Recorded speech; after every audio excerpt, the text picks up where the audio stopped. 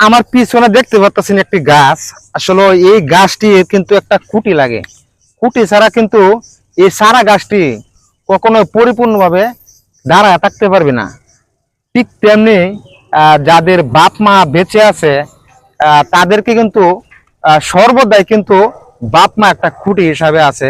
আসলে যার বাপ মা নাই বা বাপ মা একটা সন্তানকে প্রতিষ্ঠিত করে দিতে পারে না ঠিক মতো, আসলে সেই সন্তানটা প্রতিষ্ঠিত হতে কতটুক পরিশ্রম বা কতটুক মেধা কাটিয়ে সফলতার দুয়ারে আগাইতে হয়।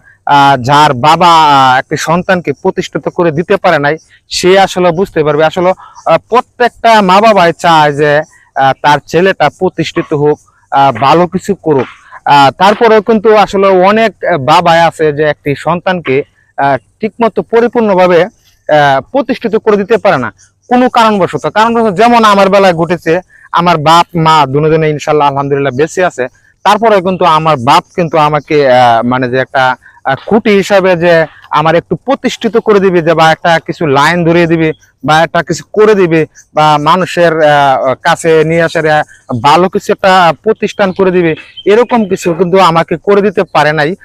সো আসলে যার বাপ মা বেঁচে আছে আলহামদুলিল্লাহ, যার বেঁচে নাই তাদের কিন্তু আসলে প্রতিষ্ঠিত হতে অনেক অনেক পরিশ্রম শ্রম দিয়ে কিন্তু প্রতিষ্ঠিত হতে হয়। তো আমি একটি কথাই বলবো, যাদের বাপ মা বেঁচে নাই প্রতিষ্ঠিত হতে কিন্তু অনেক অনেক টাফ ব্যাপার।